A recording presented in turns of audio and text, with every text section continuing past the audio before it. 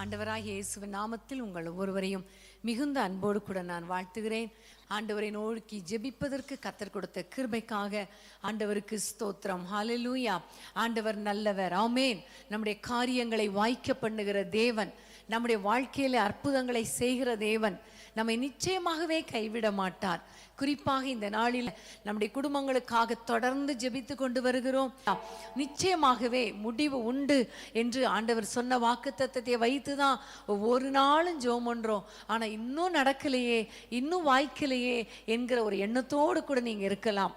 ஆனா ஆண்டவர் சொல்லுகிறார், உங்க வாழ்க்கையில ஒரு அற்புதத்தை நான் செய்ய வல்லமை உடையவராய் இருக்கிறேன், உங்களுடைய காரியத்தை வாய்க்க பண்ணுவேன் என்று கர்த்தர் சொல்லுகிறார். ஆகவே நம்ம சோர்ந்து போகாமல் இந்த நேரத்துல நம்முடைய குடும்பங்களுக்காக நம்ம ஜெபிக்க போகிறோம். ஹல்லேலூயா. வேதத்தை நம்ம எல்லாரும் திறந்து நம்ம வாசித்து ஒரு வசனத்தை வாசித்து நம்ம ஜெபிக்க போகிறோம். பிலிப்பியர் 4ஆம் அதிகாரம், எல்லாரும் திருப்பிக் கொள்ளுங்கள். பிலிப்பியர் 4ஆம் அதிகாரம் முதல் வசனத்தை நம்ம வாசிக்க கேட்போமா? பிலிப்பியர் 4:1. ஆதலால் எனக்கு பிரியமும் வாஞ்சையுமான சகோதரனே, எனக்கு சந்தோஷமும் கிரீடமானவர்களே, பிரியமானவர்களே, இந்தபடியே கர்த்தருக்குள் நிலைத்திருங்கள். ஆமென். கர்த்தருக்குள் நிலைத்திருங்கள். ஹல்லேலூயா, ஹல்லேலூயா. இந்த வார்த்தையை பாருங்களேன், கர்த்தருக்குள் நிலைத்திருங்கள். பிரியமானவர்களே, நீங்கள் கர்த்தருக்குள் நிலைத்திருங்கள். இன்னைக்கு நம்ம ஆண்டவரை நோக்கி ஜெபிக்க போற முக்கியமான காரியம் என்ன தெரியுமா? நம்ம கடைசி வரைக்கும் நிலைத்திருக்கணும். தேவைக்காக ஆண்டவரை தேடுகிற சந்ததி நம்ம கிடையாது. ஆண்டவருக்குள்ள நம்ம நிலைத்திருக்கணும். கர்த்தருக்குள் நாம் நிலைத்திருக்கணும். நம்முடைய குடும்பத்தின் பிள்ளைகள் கர்த்தருக்குள் நிலைத்திருக்கணும். கர்த்தருக்காக வாழணும். ரட்சிக்கப்படாத பிள்ளைகளை கர்த்தர் ரட்சிப்புக்குள்ள நடத்தணும். இவை எல்லாவற்றுக்காக நம்ம எல்லாம் ஆண்டவரை நோக்கி பார்க்க போறோம்.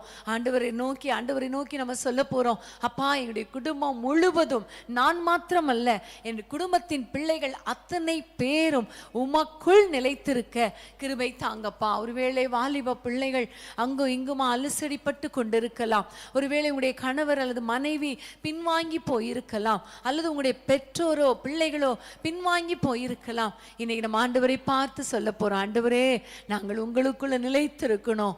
நாங்களும் எங்கள் வீட்டாருமோ வென்றால் உம்மையே சேவிக்கும்படி உமக்குள் நிலைத்திருக்க கிருபை தாங்கப்பான்னு கேட்க போறோம். இந்த நேரத்தில் ஒருவேளை உலக மாசா பாசங்கள், சிற்றின்பங்கள், பிசாசு, பொல்லாத மனிதர்கள், தவறான பழக்க வழக்கங்கள், தவறான மனிதர்கள், இவர்களெல்லாம் உள்ள நுழைந்து நம்முடைய குடும்பத்தை கர்த்தருக்குள் நிலைத்திருக்க விடாதபடி தடுக்கலாம். இப்ப எல்லாம் ஜெபிக்கலாமா? எல்லா கட்டுகள் உடைக்கப்படணும். கர்த்தருக்குள்ள நம்ம நிலைத்திருப்பதற்கு தடைகளை கர்த்தர் மாற்றி போடணும். ஜெபிக்கலாமா? அன்பின் ஆண்டவரே, உம்மை நோக்கி நாங்கள் பார்க்கிறோம் ஐயா. உமக்குள் நிலைத்திருக்கிற அந்த அனுபவம் எங்களுக்கு வேண்டும் ராஜா. இயேசுவின் நாமத்தினாலே உம்மை நோக்கி நாங்கள் பார்க்கிறோம் அப்பா. எங்களுடைய குடும்பத்தில் இருக்கிற அத்தனை பேரும், நானும் என் வீட்டாரும் ஆண்டவரே உமக்குள் நிலைத்திருக்க, உமக்குள் ஆண்டவரே வாழ, உமக்காக வாழ கர்த்தர் எங்களுக்கு கிருபை பாராட்டுவீராக நாங்கள் ஜெபிக்கிறோம் அப்பா. ஆண்டவரே, ரட்சிக்கப்படாத பிள்ளைகள் மேல உம்முடைய வல்லமை இறங்கட்டும். ரட்சிப்பின் சந்தோஷம் ஆண்டவரை இறங்கட்டும் அப்பா. அவர்களை தொடுங்க அப்பா. பிசாசு பல விதங்களில பிள்ளைகளை, வாலிபர்களை, பெரியவர்களை கூட வஞ்சித்து வைத்திருக்கிறானே, அந்த வஞ்சனையான கிரியைகள் அழிக்கப்படுவதாக ராஜா. சத்ருவின் தந்திரங்கள் அழிக்கப்படுவதாக அப்பா. உம்மால் கூடாத காரியம் ஒன்றும் கிடையாதே. எல்லா சத்ருவின் கிரியைகளை அழித்து போட்டு உமக்குள் நிலைத்திருக்க விடாதபடிக்கு ஆண்டவரே, எல்லா கண்களின் இச்சை ஆண்டவரே எப்படி ஏவாளுக்குள்ளே வந்துச்சோ அதே போல தந்திரமாய் நுழைந்து விடாதபடிக்கு எல்லாவற்றையும் அழித்து போடுவீராக. ஆண்டவரே, உமக்குள் நாங்கள் நிலைத்திருக்கணும் அப்பா. குடும்பமாக நிலைத்திருக்கணும் அப்பா. ரட்சிப்புக்குள் நிலைத்திருக்கணும் அப்பா. அபிஷேகத்துல நிலைத்திருக்கணும் அப்பா. ஆண்டவரே, எல்லாவற்றுக்கும் மேலாக உம்முடைய வார்த்தையில நாங்கள் நிலைத்திருக்கணுமே ஆண்டவரே.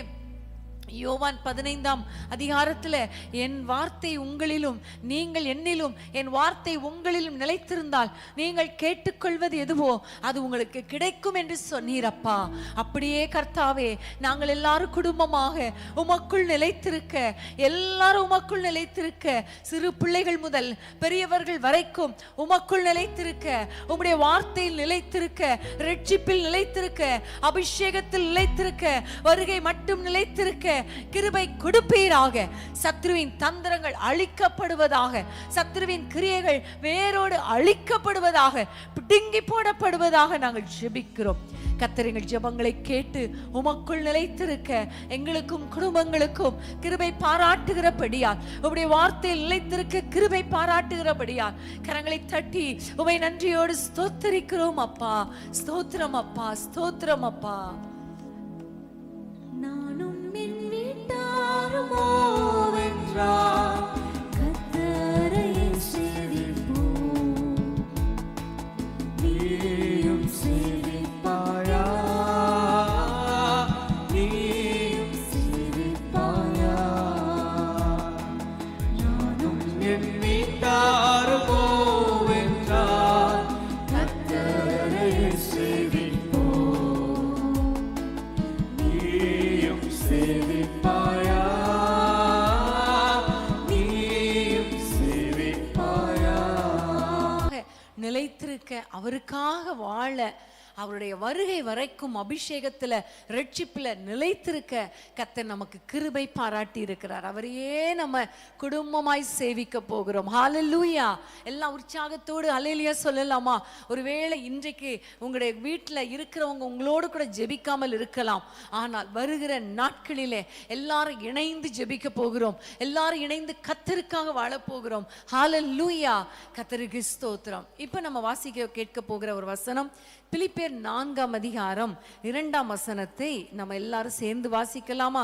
வாசிக்க கேட்போமா? பிலிப்பியர் 4:2. கர்த்தருக்குள் ஒரே சிந்தையா இருக்க யோத்தியாளுக்கும் சிந்திகேயாளுக்குள்ளும் புத்தி சொல்லுகிறேன். ஆமேன். கர்த்தருக்குள் ஒரே சிந்தையா இருக்க வேண்டும். ஆமேன். ஹல்லேலூயா.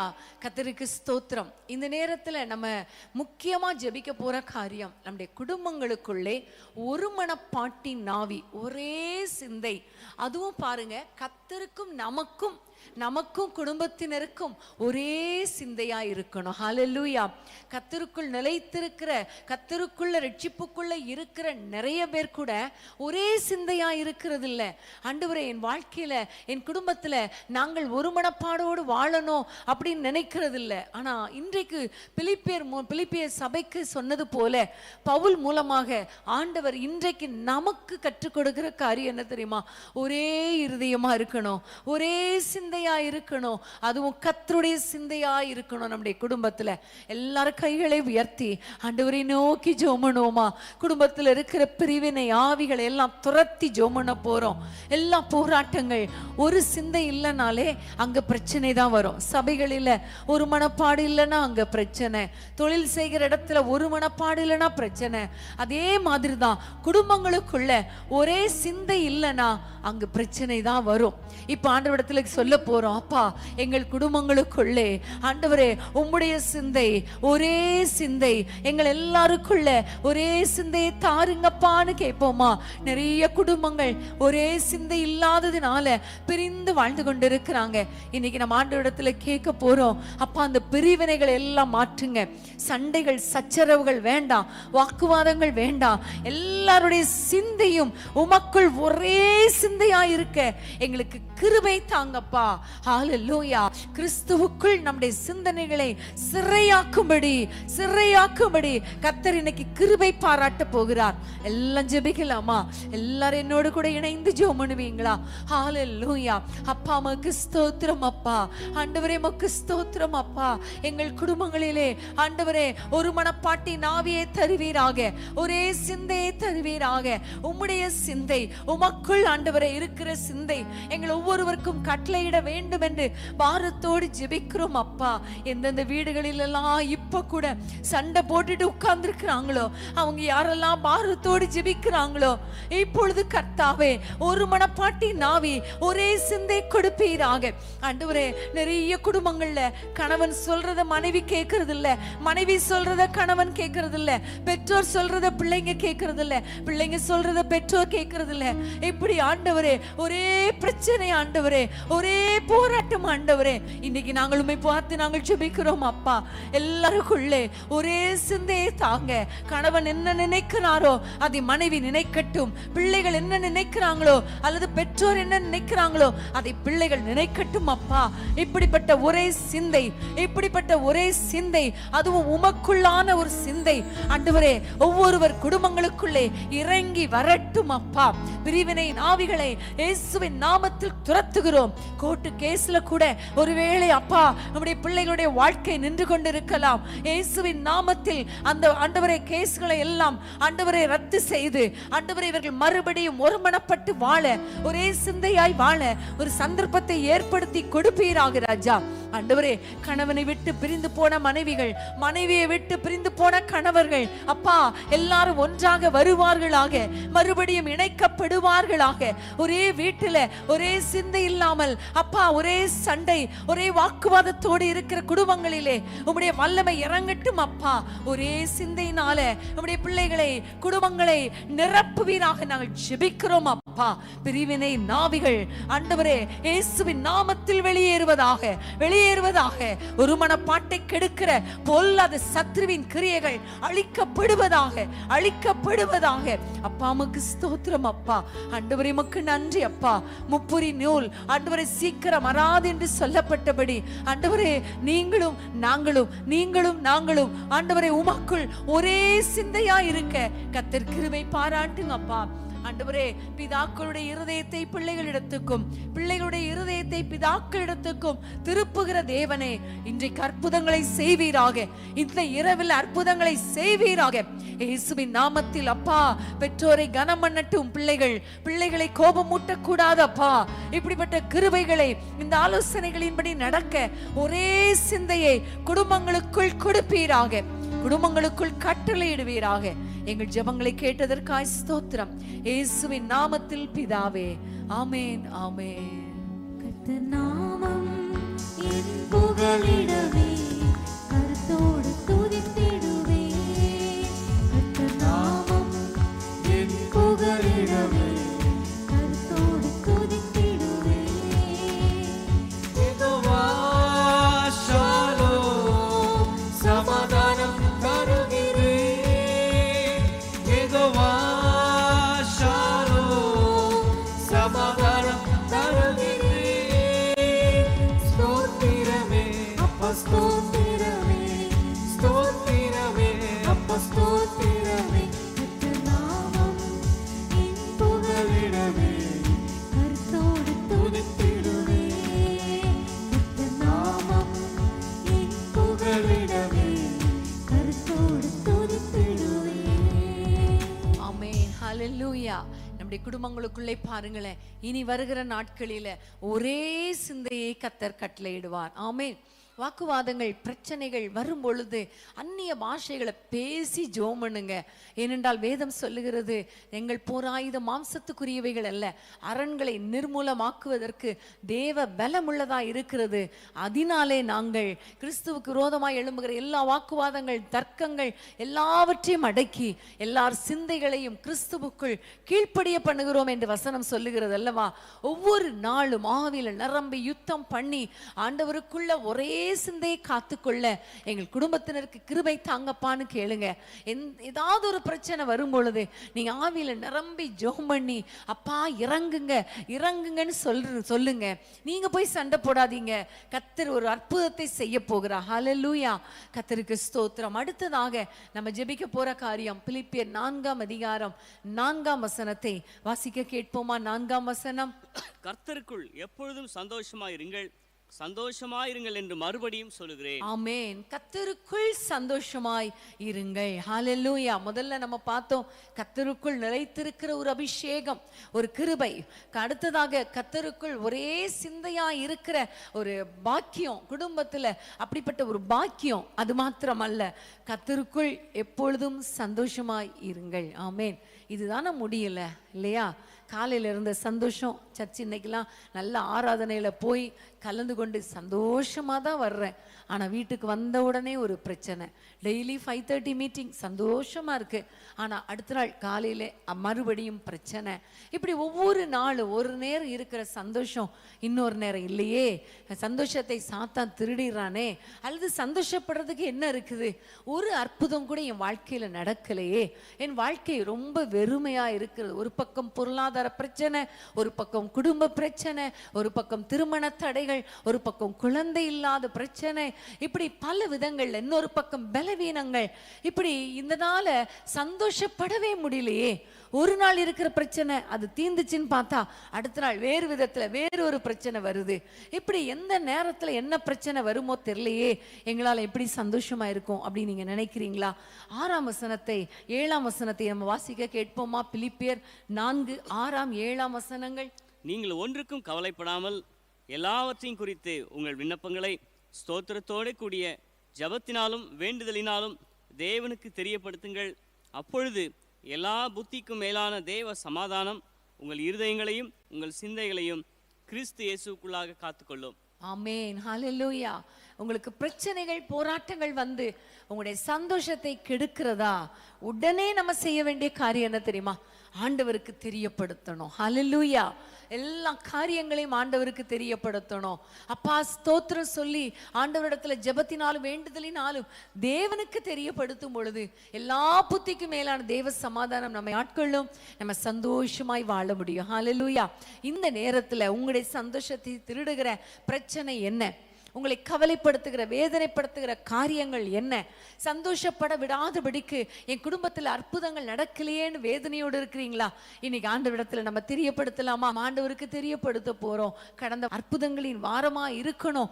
அந்த வாரத்துல நம்ம ஜெபிக்கிற அத்தனை ஜெபங்களுக்கும் கர்த்தர் பதில் கொடுக்கணும். ஜெபம் பண்ணோம்.